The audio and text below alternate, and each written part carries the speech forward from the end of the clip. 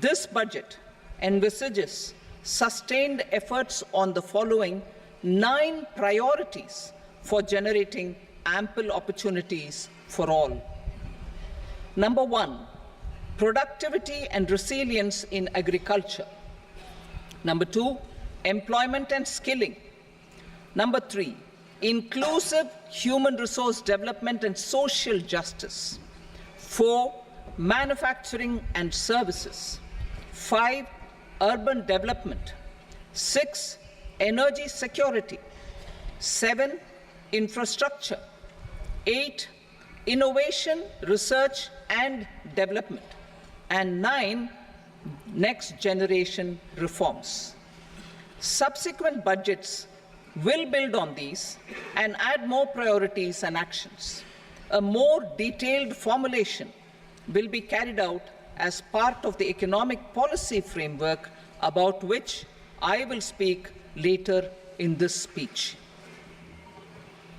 This budget details some of the specific actions to be initiated in the current year towards fulfillment of these priorities, with potential for transformative changes. The budget also covers some of the previously made announcements with intent to strengthen them and step up their implementation for expediting our journey towards the goal of Vikasit Bharat. Priority 1, productivity and resilience in agriculture. Transforming agricultural research.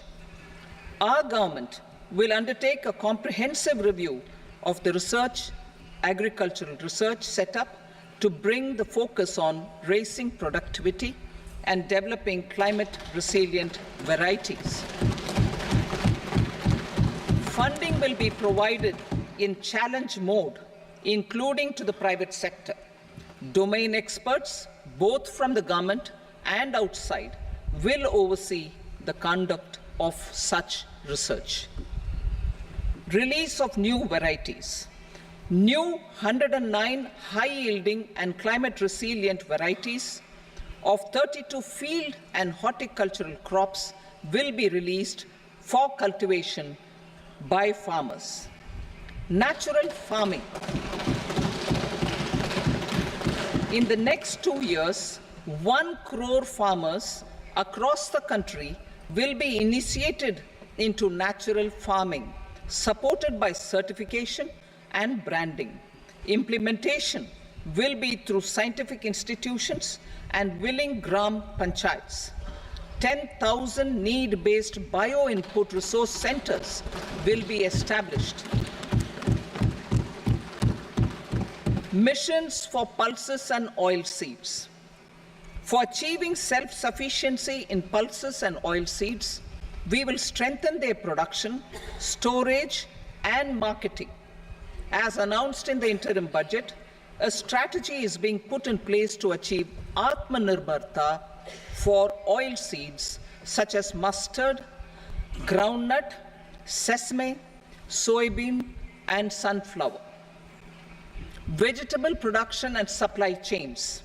Large-scale clusters for vegetable production will be developed closer to major consumption centers. We will promote farmer-producer organizations, cooperatives, and startups for vegetable supply chains, including for collection and storage and marketing. Digital public infrastructure for agriculture. Buoyed by the success of the pilot project, our government, in partnership with the states, will facilitate the implementation of the digital public infrastructure in agriculture for coverage of farmers and their lands in 3 years. During this year, digital crop survey for Kharif using the DPI will be taken up in 400 districts. The details of 6 crore farmers and their lands will be brought into the farmer and land registries.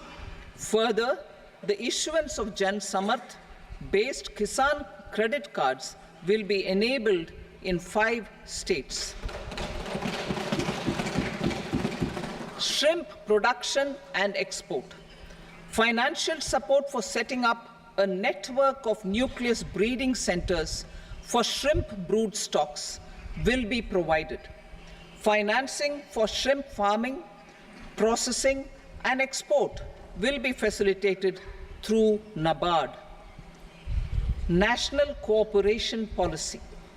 Our government will bring out a national cooperation policy for systematic, orderly, and all-round development of the cooperative sector, fast-tracking growth of rural economy and generation of employment opportunities on a large scale will be the policy goal. This year, I have made a provision of 1.52 lakh crore rupees for agriculture and allied sectors.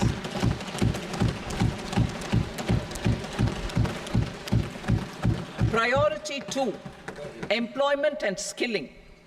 Employment-linked incentive. Our government will implement following 3 schemes for employment-linked incentive as part of the Prime Minister's package. These will be based on enrollment in the EPFO and focus on recognition of first-time employees and support to employees and employers. Scheme A, first-timers. This scheme will provide 1 month wage to all persons newly entering the workforce in all formal sectors.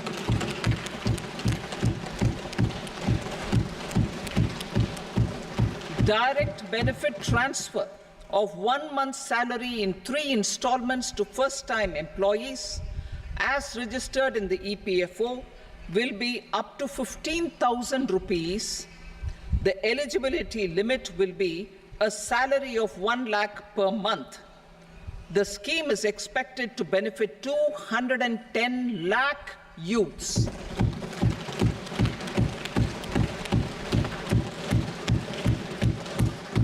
Scheme B, job creation in manufacturing. This scheme will incentivize additional employment in the manufacturing sector linked to the employment of first-time employees. An incentive will be provided at specified scale directly both to the employee and the employer with respect to the EPFO contribution in the first 4 years of employment. The scheme is expected to benefit 30 lakh youth entering employment and their employers.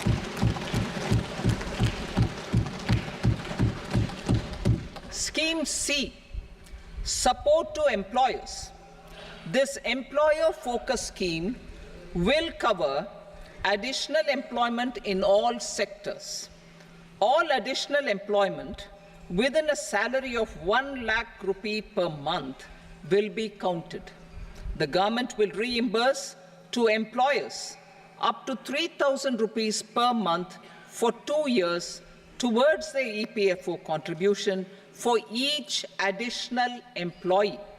The scheme is expected to incentivize additional employment of 50 lakh persons.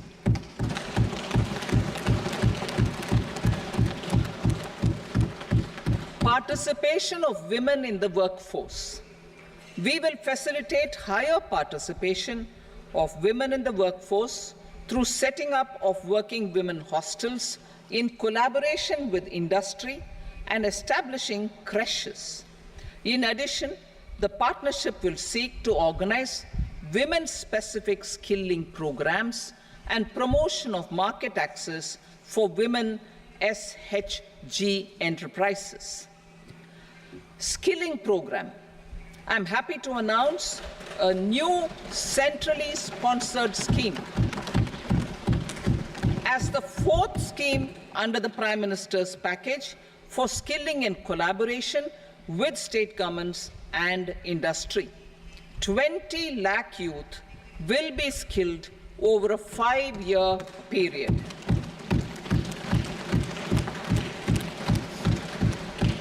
1,000 industrial training institutes will be upgraded in hub and spoke arrangements with outcome orientation.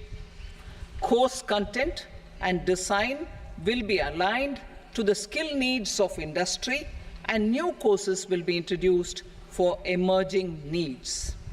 Skilling loans.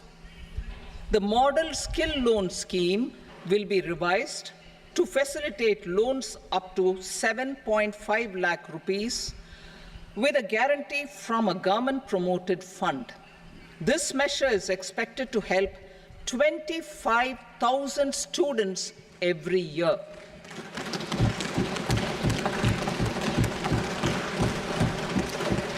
Education loans. For helping our youth who have not been eligible for any benefit under government schemes and policies, I am happy to announce a financial support for loans up to 10 lakh rupees for higher education in domestic institutions.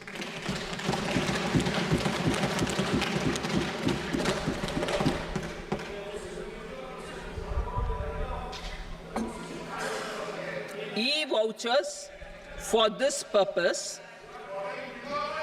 E-vouchers for this purpose will be given directly to 1 lakh students every year for annual interest subvention of 3% of the loan amount. Priority 3, inclusive human resource development and social justice. Saturation approach. Our government is committed to all-round, all-pervasive and all-inclusive development of people, particularly farmers, youth, women, and the poor. For achieving social justice comprehensively, the saturation approach of covering all eligible people through various programs, including those for education and health, will be adopted to empower them by improving their capabilities. Implementation of schemes meant for supporting economic activities by craftsmen, artisans, self-help groups, scheduled caste, scheduled tribe, and women entrepreneurs and street vendors such as the PM Vishwakarma, PM Swanidhi, National Livelihood Missions, and Stand Up India will be stepped up. Purvodaya. The states in the eastern part of the country are rich in endowments and have strong cultural traditions. We will formulate a plan, Purvodaya, for the all-round development of the eastern region of the country, covering Bihar, Jharkhand, West Bengal, Odisha, and Andhra Pradesh. This will cover human resource development, infrastructure, and generation of economic opportunities to make the region an engine to attain Vikasit Bharat.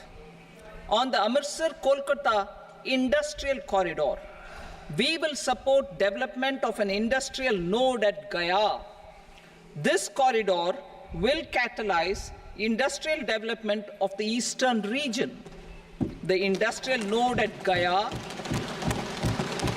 will also be a good model for developing our ancient centers of cultural importance into future centers of modern economy.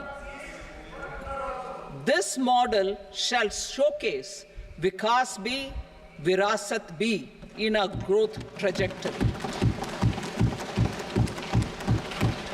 We will also support development of road connectivity projects, namely 1. Patna-Purnia Expressway, 2. Buxar-Bhagalpur Expressway, 3. Bodh Gaya, Rajgir, Vaishali and Darbhanga spurs, and 4.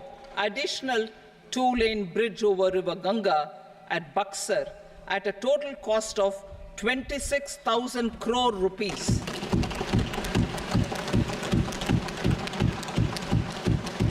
Power projects, including setting up of a new 2,400 megawatt power plant at Peer Painti, will be taken up at a cost of 21,400 crore rupees. New airports, medical colleges, and sports infrastructure in Bihar will be constructed. An additional allocation to support capital investments will be provided. The requests of Bihar government for external assistance from multilateral development banks will be expedited.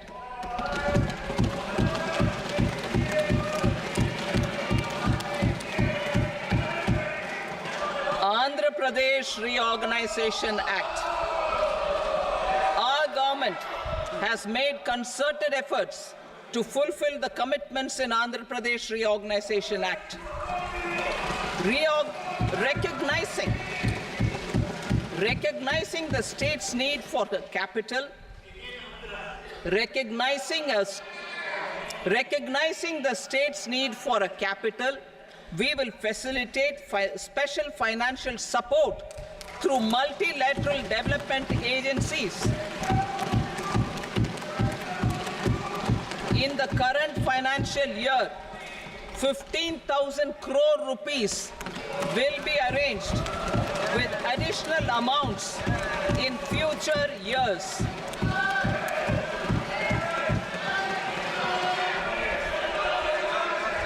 Our government is fully committed to financing and early completion of the Polavaram irrigation project, which is the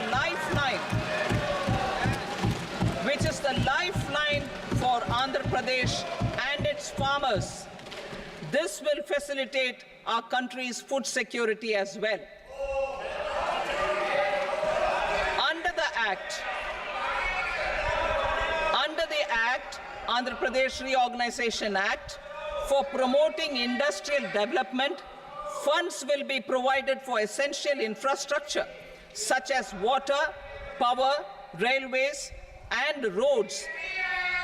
In Kopparthi node on the Visakhapatnam-Chennai Industrial Corridor and Varavakal node on the Hyderabad-Bangalore Industrial Corridor. An additional allocation will be provided this year towards capital investment for economic growth. Grants for backward regions of Rayalaseema, Prakasham, North Coastal Andhra, as stated in the Act, will be provided. PM Awas Yojana.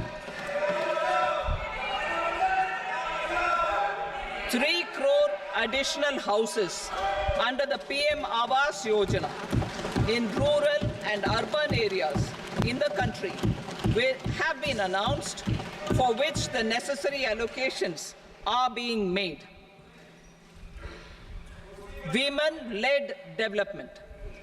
For promoting women-led development, the budget carries an allocation of more than 3 lakh crore for schemes benefiting women and girls. This signals our government's commitment for enhancing women's role in economic development. Pradhan Mantri Janjatiya Unnat Gram Abhiyan. For improving the socio-economic condition of tribal communities, we will launch the Pradhan Mantri Janjatiya Unnat Gram Abhiyan by adopting saturation coverage for tribal families in tribal majority villages and aspirational districts.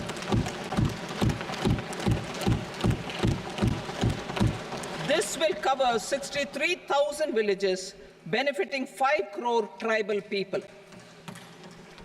Bank branches in northeastern region. More than 100 branches of India Post Payment Bank will be set up in the northeast region to expand the banking services.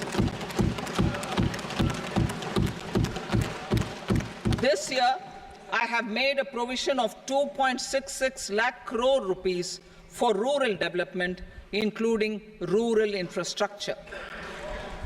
Priority 4, manufacturing and services.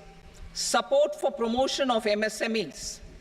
This budget provides special attention to MSMEs and manufacturing, particularly labor-intensive manufacturing.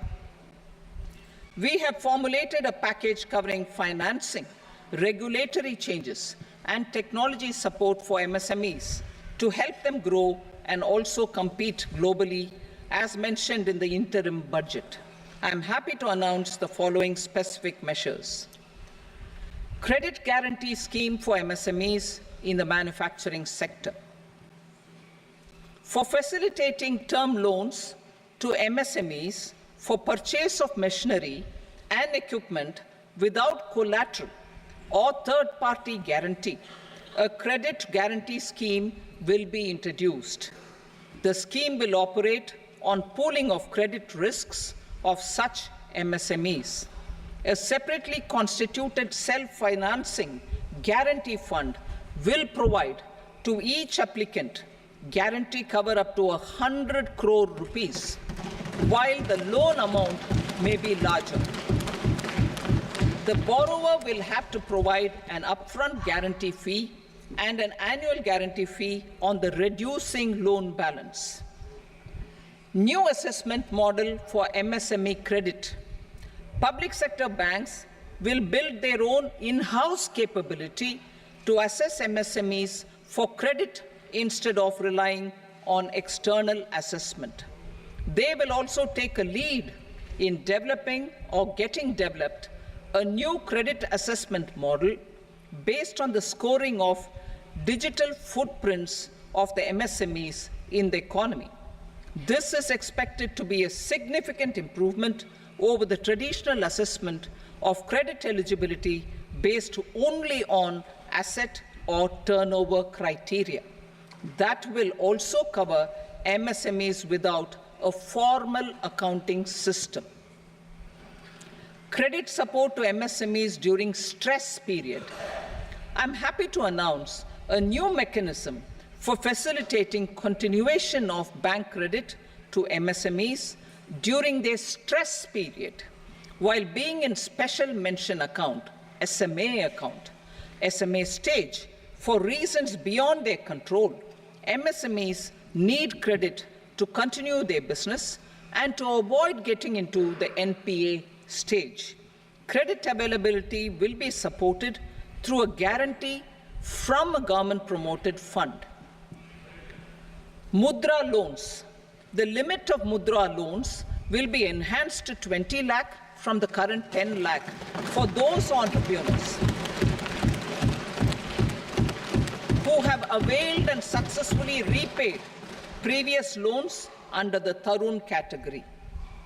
Enhanced scope for mandatory onboarding in trades.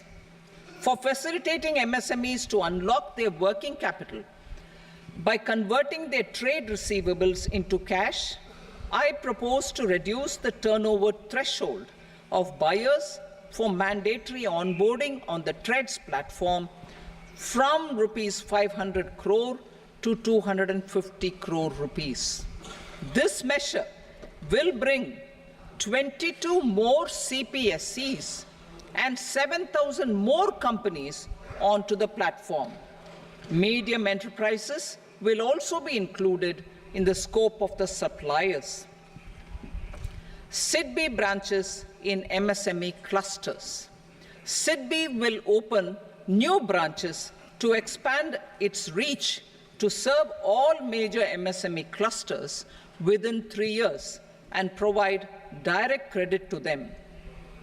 With the opening of 24 such branches this year, the service coverage will expand to 168 out of 242 major clusters. MSME units for food irradiation, quality and safety testing. Financial support for setting up of 50 multi-product food irradiation units in the MSME sector will be provided.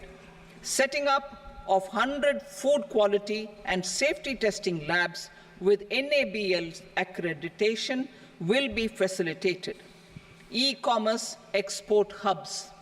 to enable MSMEs and traditional artisans to sell their products in international markets. E-commerce export hubs will be set up in public-private partnership mode. These hubs, under a seamless regulatory and logistic framework, will facilitate trade and export-related services under one roof. Measures for promotion of manufacturing and services. Internship in top companies.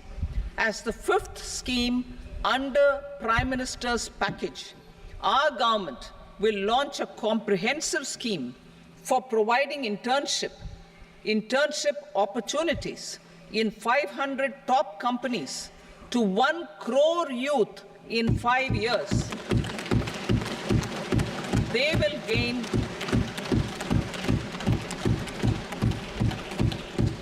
will gain exposure for 12 months to real-life business environment, varied professions, and employment opportunities.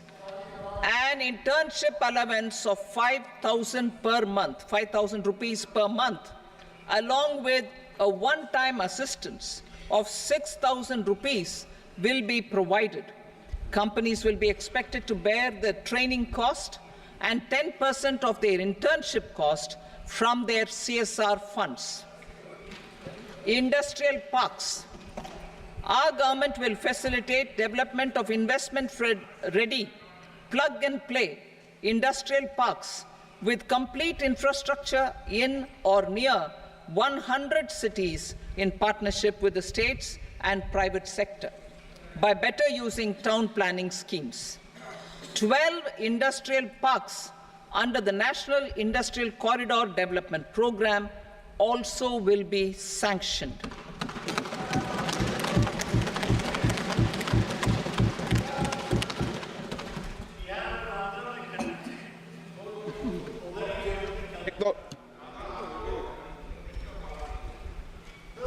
Veji paper, no. Please, Petty.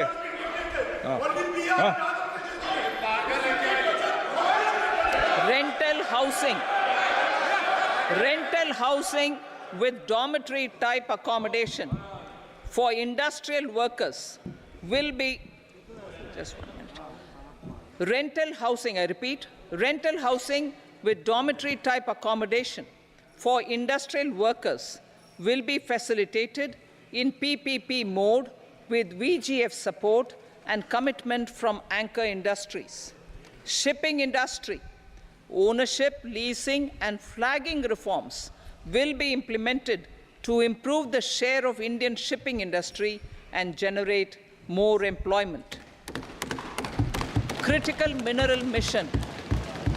We will set up a critical mineral mission for domestic production, recycling of critical minerals, and overseas acquisition of critical mineral assets. Its mandate will include technology development, skilled workforce, extended producer responsibility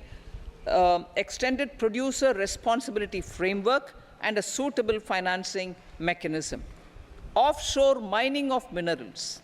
Our government will launch the auction of the first tranche of offshore blocks for mining, building on the exploration already carried out. Digital public infrastructure applications. Turning to the services sector, I propose development of DPI applications at population scale for productivity gains, business opportunities, and innovation by the private sector. These are planned in the areas of credit, e-commerce, education, health, law and justice, logistics, MSME service delivery, and urban governance. Integrated technology platform for IBC ecosystem. An integrated technology platform will be set up for improving the outcomes under the Insolvency Bankruptcy Code for achieving consistency, transparency, timely processing, and better oversight for all stakeholders. Voluntary closure of LLPs. The services of the Center for Processing Accelerated Corporate Exit, CPACE, will be extended for voluntary closure of LLPs to reduce the closure times. National Company Law Tribunals. The IBC has resolved more than 1,000 companies, resulting in direct recovery of 3.3 lakh crore to creditors. 3.3 lakh crore rupees to creditors. In addition, 28,000 cases involving over 10 lakh crore rupees have been disposed of even prior to admission. Appropriate changes to the IBC, reforms and strengthening of the tribunal and appellate tribunals will be initiated to speed up insolvency resolution. Additional tribunals will be established. Out of those, some will be notified to decide cases exclusively under the Companies Act. Debt recovery. Steps for reforming and strengthening debt recovery tribunals will be taken. Additional tribunals will be established to speed up recovery. Priority 5, urban development. Cities as growth hubs. Working with states, our government will facilitate development of cities as growth hubs. This will be achieved through economic and transit planning and orderly development of peri-urban areas utilizing town planning schemes. Creative redevelopment of cities. For creative brownfield redevelopment of existing cities with a transformative impact, our government will formulate a framework for enabling policies, market-based mechanisms, and regulation. Transit-oriented development. Transit-oriented development plans for 14 large cities with a population above 30 lakh will be formulated, along with an implementation and financing strategy. Urban housing. Under the PM Awas Yojana, Urban 2.0, housing needs of 1 crore urban poor and middle-class families will be addressed with an investment of 10 lakh crore rupees. This will include the central assistance of 2.2 lakh crore rupees in the next 5 years. A provision of interest subsidy to facilitate loans at affordable rates is also envisaged. In addition, enabling policies and regulations for efficient and transparent rental housing markets with enhanced availability will also be put in place. Water supply and sanitation. In partnership with state governments and multilateral development banks, we will promote water supply, sewage treatments, and solid waste management projects and services for 100 large cities through bankable projects. These projects will also envisage use of treated water for irrigation and filling up of tanks in nearby areas. Street markets. Building on the success of PM Swanidhi scheme in transforming the lives of street vendors, our government envisions a scheme to support each year over the next 5 years the development of 100 weekly hearts or street food hubs in select cities. Stamp duty. We will encourage states which continue to charge high stamp duty to moderate the rates for all and also consider further lowering duties for properties purchased by women. This reform will be made an essential component of urban development schemes. Priority 6, energy security, energy transition. In the interim budget, I had announced our strategy to sustain high and more resource-efficient economic growth, along with the energy security in terms of availability, accessibility, and affordability. We will bring out a policy document on appropriate energy transition pathways that balances the imperatives of employment, growth and environmental sustainability. PM Surya Ghar Muft Bijli Yojana. PM Surya Ghar Muft Bijli Yojana. In line with the announcement in the interim budget,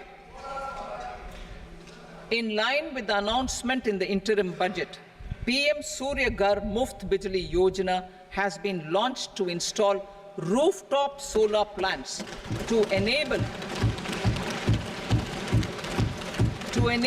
1 crore households obtain free electricity up to 300 units every month. The scheme has generated remarkable response with more than 1.28 crore registrations and 14 lakh applications, and we will further encourage it. Pumped storage policy. A policy for promoting pumped storage projects will be brought out for electricity storage and facilitating smooth integration of the growing share of renewable energy with its variable and intermittent nature in the overall energy mix.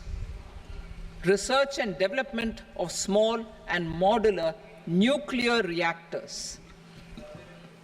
Nuclear energy is expected to form a very significant part of the energy mix for Vikasit Bharat. Towards that pursuit, our government will partner with the private sector for 1. Setting up Bharat Small Reactors, 2. Research and development of Bharat Small Modular Reactor, and 3. Research and development of newer technologies for nuclear energy. The R&D funding announced in the interim budget will be made available for this sector also. Advanced ultra supercritical thermal power plants. The development of indigenous technology for advanced ultra supercritical thermal power plants with much higher efficiency has been completed. A joint venture between NTPC and BHEL will set up a full-scale 800 megawatt commercial plant using AUSC technology. The government will provide the required fiscal support. Moving forward, development of indigenous capacity for the production of high-grade steel and other advanced metallurgy materials for these plants will result in strong spin-off benefits for the economy. Roadmap for hard-to-abate industries. A roadmap for moving the hard-to-abate industries from energy efficiency targets to emission targets will be formulated. Appropriate regulations for transition of these industries from the current perform, achieve, and trade mode to Indian carbon market mode will be put in place. Support to traditional micro and small industries. An investment-grade energy audit of traditional micro and small industries in 60 clusters, including brass and ceramic, will be facilitated. Financial support will be provided for shifting them to cleaner forms of energy and implementation of energy efficiency measures.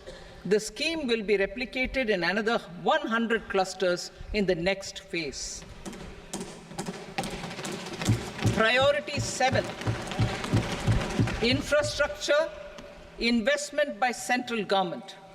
Significant investment the central government has made over the years in building and improving infrastructure has had a strong multiplier effect on the economy. We will endeavor to maintain strong fiscal support for infrastructure over the next 5 years in conjunction with imperatives of other priorities and fiscal consolidation. This year, I have provided 11,11,111 crore rupees for capital expenditure. This would be 3.4% of our GDP. Infrastructure investment by state governments. We will encourage states to provide support of similar scale for infrastructure, subject to their development priorities. A provision of 1.5 lakh crore rupees for long-term interest-free loans have been made this year also to support the states in their resource allocation. Private investment in infrastructure. Investment in infrastructure by private sector will be promoted through viability gap funding and enabling policies and regulations. A market-based financing framework will be brought out. Pradhan Mantri Gram Sadak Yojana, Phase 4 of the PMGSY will be launched to provide all-weather connectivity to 25,000 rural habitations, which have become eligible in view of their population increase. Irrigation and flood mitigation. Bihar has frequently suffered from floods, many of them originating outside the country. Plans to build flood control structures in Nepal are yet to progress. Our government, through the Accelerated Irrigation Benefit Program and other sources, will provide financial support for projects with estimated cost of 11,500 crore rupees, such as the Kosi-Michi intra-state link and 20 other ongoing and new schemes, including barrages, river pollution abatement, and irrigation projects. In addition, survey and investigation of Kosi-related flood mitigation and irrigation projects will be undertaken.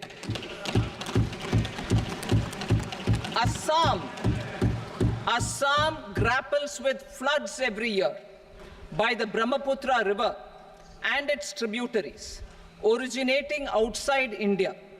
We will provide assistance to Assam for flood management and related projects.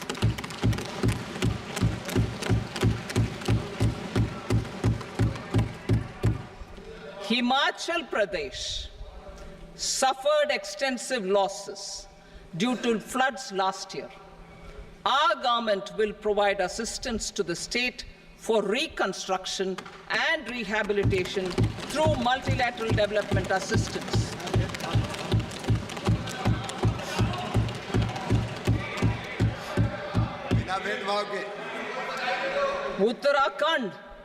Uttarakhand too suffered losses due to cloudbursts and massive landslides.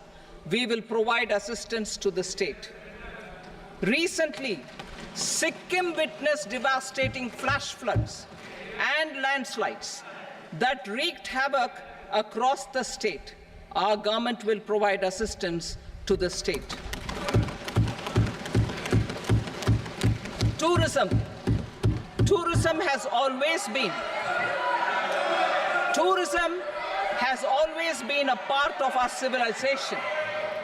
Our efforts in positioning India as a global tourist destination will also create jobs, stimulate investments, and unlock economic opportunities for other sectors.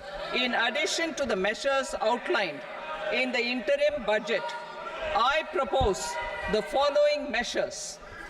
Vishnupad Temple at Gaya and Mahabodhi Temple at Bodh Gaya in Bihar are of immense spiritual significance.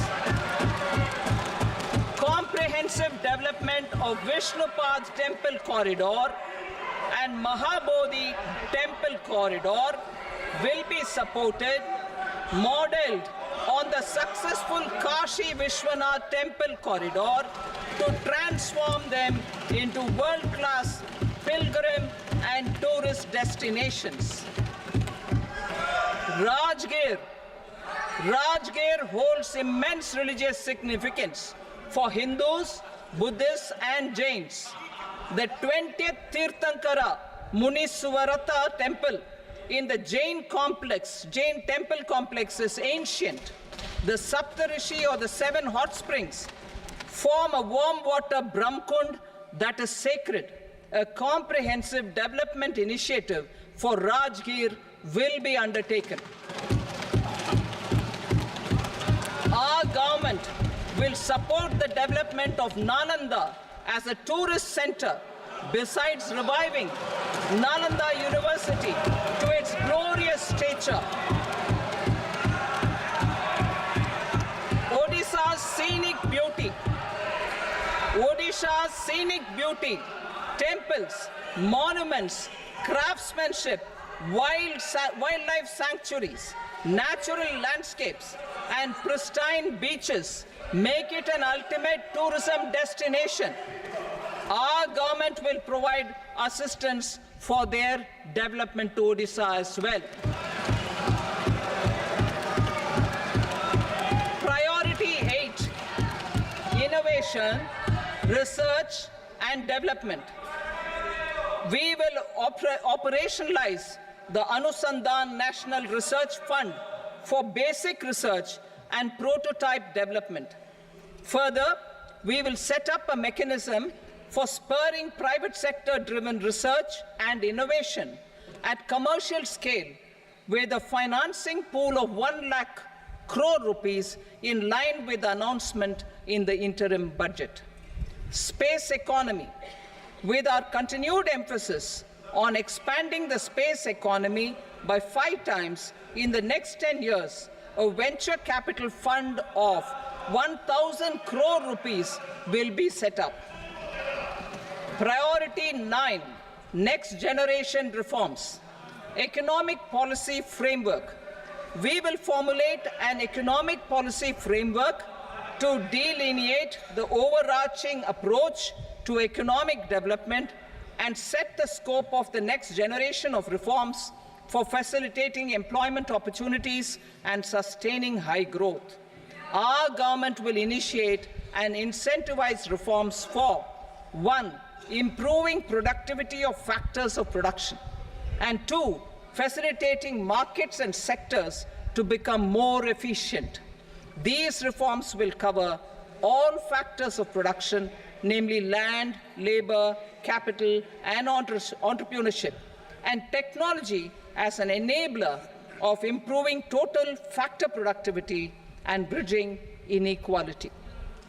Effective implementation of several of these reforms requires collaboration between the center and the states, and building consensus as development of the country lies in development of the states. For promoting competitive federalism and incentivizing states for faster implementation of reforms, I propose to earmark a significant part of the 50-year interest-free loan. Working with the states, we will initiate the following reforms.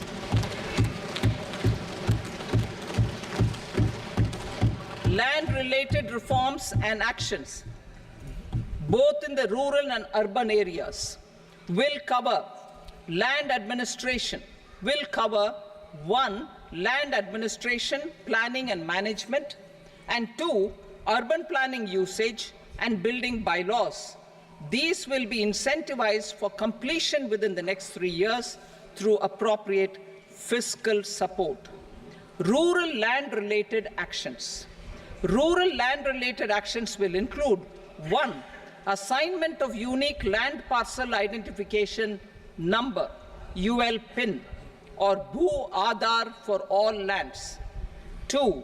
Digitization of cadastral maps.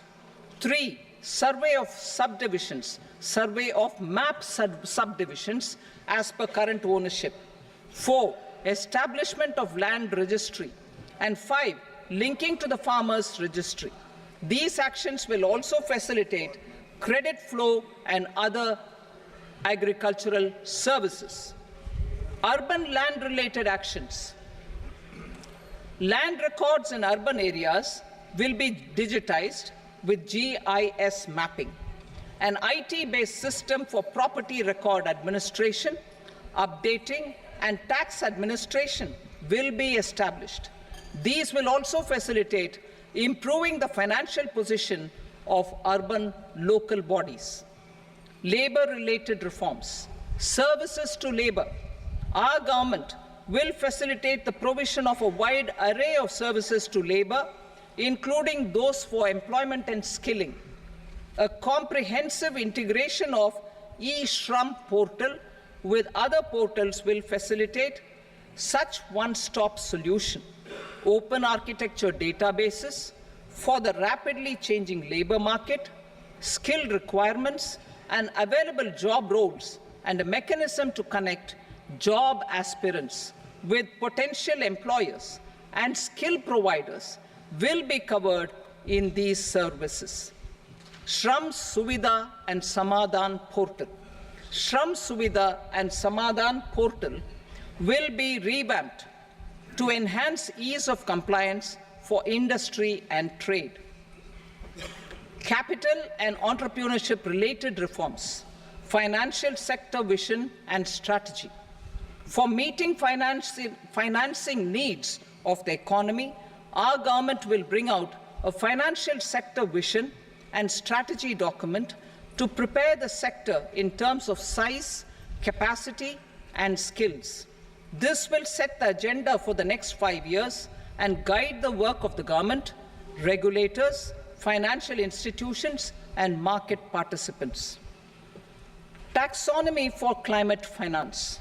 We will develop taxonomy for climate finance for enhancing the availability of capital for climate adaptation and mitigation. This will support achievement of the country's climate commitments and green transition. Variable capital company structure. We will seek the required legislative approval for providing an efficient and flexible mode for financing leasing of aircrafts and ships and pooled funds of private equity through a variable company structure. Foreign direct investments and overseas investment. The rules and regulations for foreign direct investment and overseas investments will be simplified to 1. Facilitate foreign direct investments, 2. Nudge prioritization, and 3. Promote opportunities for using Indian rupee as a currency for overseas investment. NPS Vatsalya. NPS Vatsalya, a plan for contribution by parents and guardians for minors, will be started.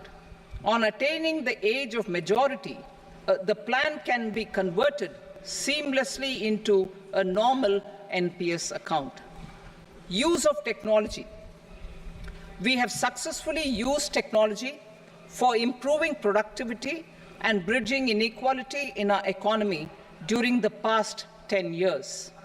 Public investment in digital infrastructure and innovations by the private sector have helped in improving access of all citizens, particularly the common people, to market resources, education, health and services.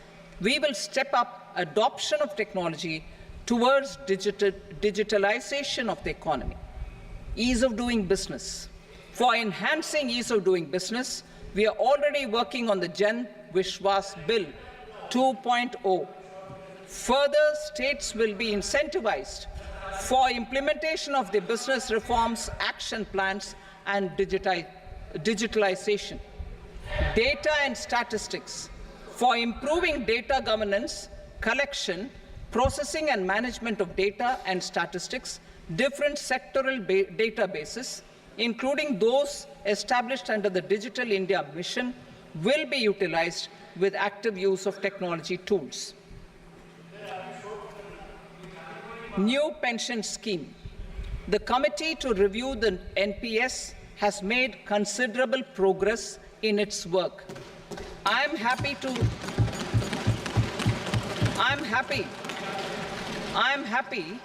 that the staff side of the National Council of the Joint Consultative Machinery for Central Government Employees has taken a constructive approach. A solution will be evolved which addresses the relevant issues while maintaining fiscal prudence to protect the common citizens. Budget estimates for 24-25.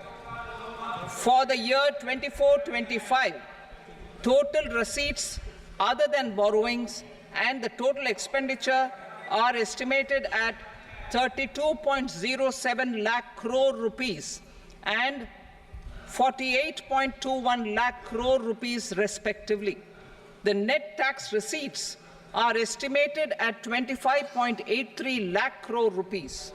The fiscal deficit is estimated at 4.9% of the GDP. The gross and the net market borrowings through dated securities during 24-25 are estimated at 14.01 lakh crore rupees and 11.63 lakh crore rupees respectively. Both will be less than that in 23-24. The fiscal consolidation path announced by me in 2021 has served our economy very well, and we aim to reach the deficit below 4.5% next year. The government is committed to staying the course. From 2026-27 onwards, our endeavour will be to keep the fiscal deficit each year such that the central government's debt will be on a declining path as percentage of GDP. I will now move to Part B.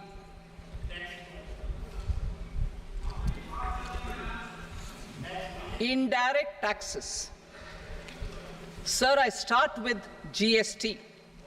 It has decreased tax incidence on the common man, reduced compliance burden and logistics cost for trade and industry, and enhanced revenues of the central and the state governments. It is a success of vast proportions.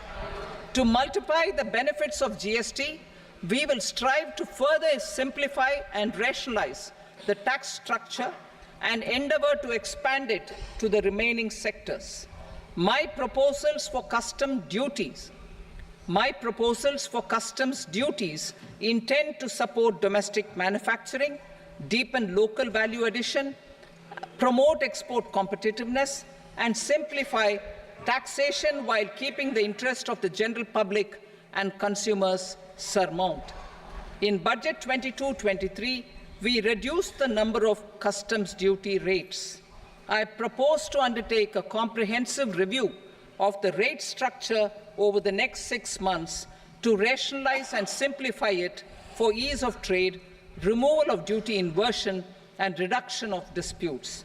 I shall now take up sector-specific customs duty proposals. Medicine and medical equipments. To provide relief to cancer patients, I propose to fully exempt 3 more medicines from customs duties.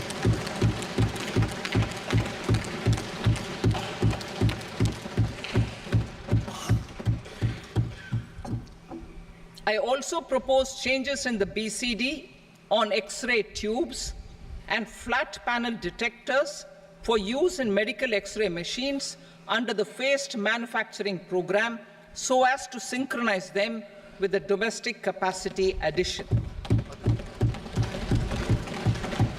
Mobile phone and related parts. With a 3-fold increase in domestic production and almost a 100-fold jump in exports of mobile phones over the last 6 years, the Indian mobile industry has matured. In the interest of consumers, I now propose to reduce the BCD on mobile phone, mobile PCBA, and mobile charger to 15%. Critical minerals.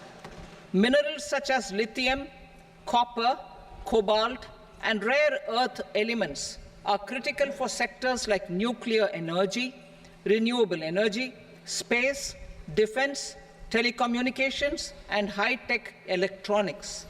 I propose to fully exempt customs duties on 25 critical minerals and reduce BCD on 2 of them.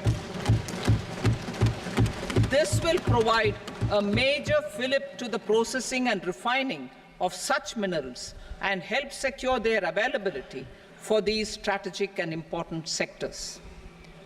Solar energy. Energy transition is critical in the fight against climate change. To support energy transition, I propose to expand the list of exempted capital goods for use in the manufacture of solar cells and panels in the country.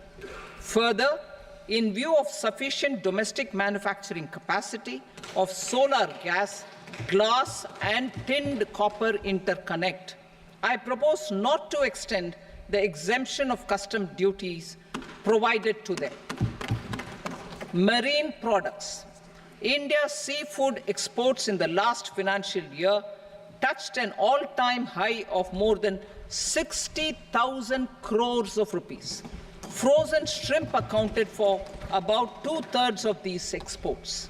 To enhance their competitiveness, I propose to reduce BCD on certain broodstock, polychaete worms, shrimp and fish feed to 5%.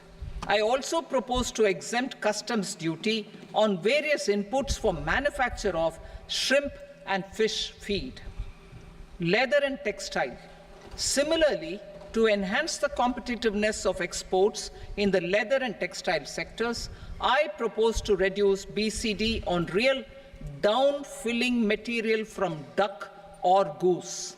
I am also making additions to the list of exempted goods for manufacture of leather and textile garments, footwear, and other leather articles for export. To rectify inversion in duty, I propose to reduce BCD subject to conditions on methylene diphenyl diisocyanate, MDI, for manufacture of spandex yarn from 7.5 to 5%. Furthermore, the export duty structure on raw hides, skin, and leather is proposed to be simplified and rationalized. Precious metals. To enhance domestic value addition in gold and precious metal jewelry in the country, I propose to reduce customs duties on gold and silver to 6% and that of platinum to 6.4%. Other metals. Steel and copper are important raw materials. To reduce their cost of production, I propose to remove the BCD on ferronickel and blister copper.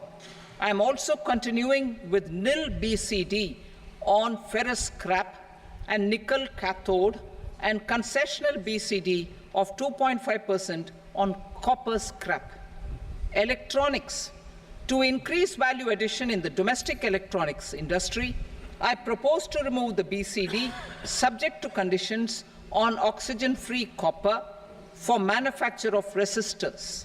I also propose to exempt certain parts for manufacture of connectors. Chemicals and petrochemicals. To support existing and new capacities in the pipeline, I propose to increase the BCD on ammonium nitrate from 7.5% to 10%. Plastics. PVC flex banners are non-biodegradable and hazardous for environment and health. To curb their imports, I propose to raise the BCD on them from 10 to 25%. Telecommunication equipment. To incentivize domestic manufacturing, I propose to increase the BCD from 10 to 15% on PCBA of specified telecom equipment. Trade facilitation. To promote domestic aviation and boat and ship MRO, I propose to extend the period for export of goods imported for repairs from 6 months to 1 year. I'll read that again. To promote domestic aviation and boat and ship maintenance, repair and operations, I propose to extend the period for export of goods imported for repairs from 6 months to 1 year. In the same vein, I propose to extend the time limit for re-import of goods for repairs under warranty from 3 to 5 years. I now move to direct taxes. We will continue our efforts to simplify taxes, improve taxpayer services, provide tax certainty, and reduce litigation while enhancing revenues for funding the development and welfare schemes of the government. It has been our endeavour to simplify taxation. We have taken a number of measures in the last few years, including introduction of simplified tax regimes without exemptions and deductions for corporate tax and for personal income tax. This has been appreciated by taxpayers. 58% of corporate tax came from the simplified tax regime in the financial year 22-23. Similarly, as per data available till now, for the last fiscal, more than 2/3 have availed the new personal income tax regime. Comprehensive review of the Income Tax Act. I am now announcing a comprehensive review of the Income Tax Act 1961. The purpose is to make the Act concise, lucid, easy to read and understand. This will reduce disputes and litigation, thereby providing tax certainty to the taxpayers. I will also bring down the demand embroiled in litigation. It is proposed to be completed in 6 months. A beginning is being made in the Finance Bill by simplifying the tax regime for charities, tedious rate structures, provisions of reassessment and such provisions, and capital gains taxation. Simplification for charities and tedious. Two tax exemption regimes. The two tax exemption regimes for charities are proposed to be merged into one. The 5% tedious rate on many payments is being merged into the 2% tedious rate, and the 20% tedious rate on repurchase of units by mutual funds or UTI is being withdrawn. Tedious rate on e-commerce operators is proposed to be reduced from 1 to 0.1%. Moreover, credit of TCS is proposed to be given in the TDS to be deducted on salary. Further, I propose to decriminalize delay for payment of TDS up to the due date of filing statement for the same. I also plan to provide a standard operating procedure for tedious defaults and simplify and rationalize the compounding guidelines for such defaults. Simplification of reassessment. I propose to thoroughly simplify the provisions for reopening and reassessment. An assessment hereinafter can be reopened beyond 3 years from the end of the assessment year only if the escaped income is 50 lakh rupees or more, up to a maximum period of 5 years from the end of the assessment year. Even in such cases, a time limit of 6 years before the year of the search, as against the existing time limit of 10 years, is being proposed. This will reduce tax uncertainty and disputes. Simplification and rationalization of capital gains. Capital gains taxation is also proposed to be hugely simplified. Short-term gains on certain financial assets shall henceforth attract a tax rate of 20%, while that on all other financial assets and all non-financial assets shall continue to attract the applicable tax rate. Long-term gains on all financial and non-financial assets, on the other hand, will attract a tax rate of 12.5%. For the benefit of the lower and the middle income classes, I propose to increase the limit of exemption of capital gains on certain financial assets to 1.25 lakh rupees per year. Listed financial assets held for more than a year will be classified as long-term, while unlisted financial assets and all non-financial assets will have to be held for at least 2 years to be classified as long-term. Unlisted bonds and debentures, debt mutual funds, and market-linked debentures, irrespective of holding period, however, will attract tax on capital gains at applicable rates. Taxpayer services. All the major taxpayer services under GST and most services under customs and income tax have been digitalized. All remaining services of customs and income tax, including rectification and order giving effect to appellate orders, shall be digitalized and made paperless over the next 2 years. Litigation and appeals. While our concerted efforts to reduce pendency of appeals at various appellate fora are beginning to show good results, it will continue to engage our highest attention.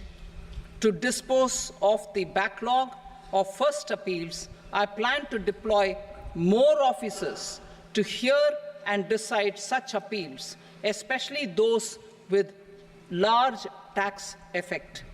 For resolution of certain income tax disputes pending in appeal, I am also proposing Vivad Se Vishwas Scheme 2024. Further, I propose to increase monetary limits for filing appeals related to direct taxes, excise, and service tax in the tax tribunals, high courts, and Supreme Court to 60 lakh rupees, 2 crore rupees, and 5 crore respectively, with a view to reduce litigation and provide certainty in international taxation. We will expand the scope of safe harbor rules and make them more attractive.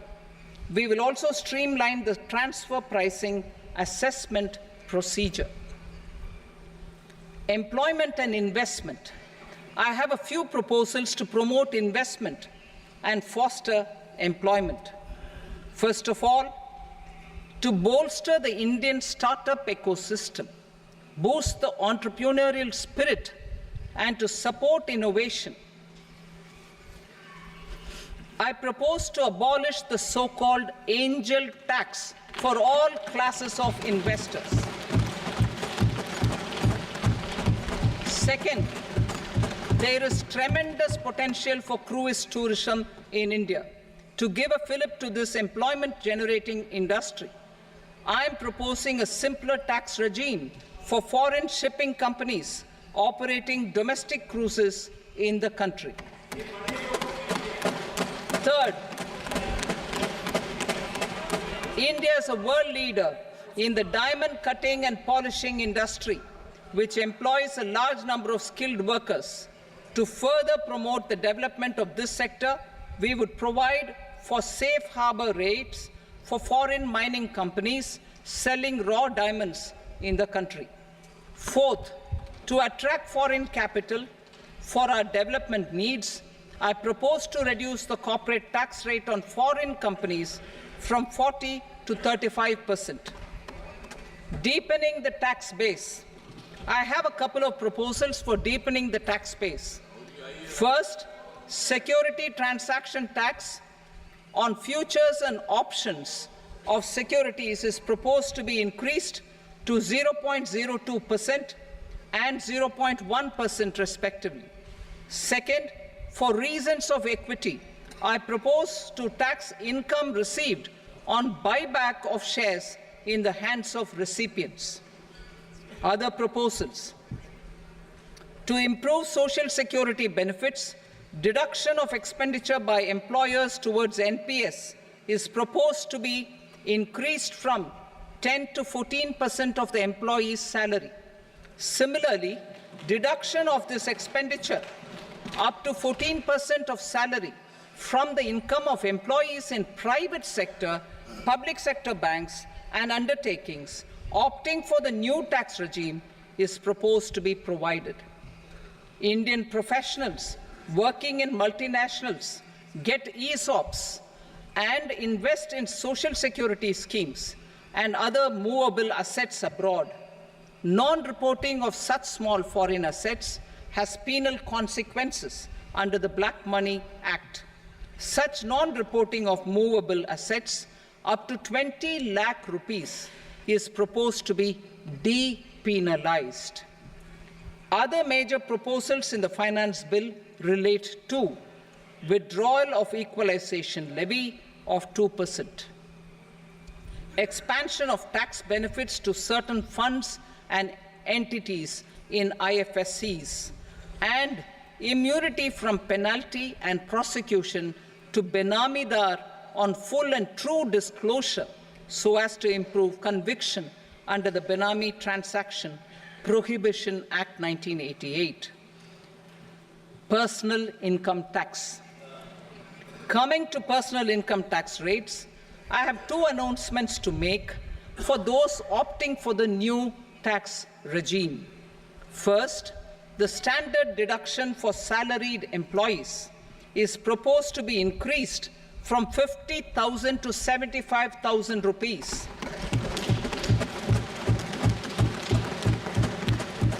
Similarly, deduction on family pension for pensioners is proposed to be enhanced from 15,000 to 25,000 rupees.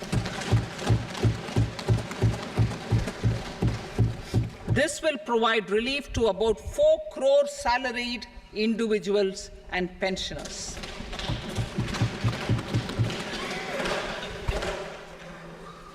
Second, in the new tax regime, the tax rate structure is proposed to be revised as follows: 0 to 3 lakh rupees, nil; 3 to 7 lakh rupees, 5%; 7 to 10 lakh rupees, 10%; 10 to 12 lakh rupees, 15%; 12 to 15 lakh rupees, 20%; and above 15 lakh rupees, 30%.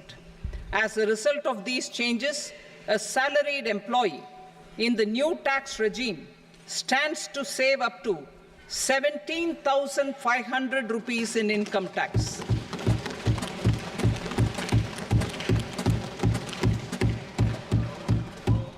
Apart from these, I am also making some other changes as given in the annexure.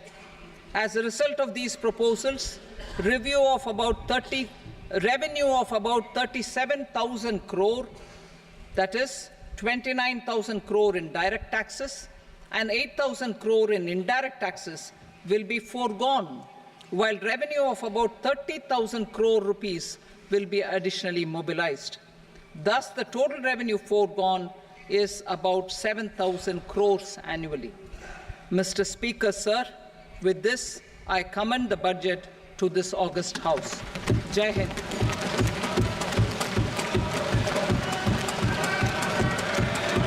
Item number 2. Item number 2.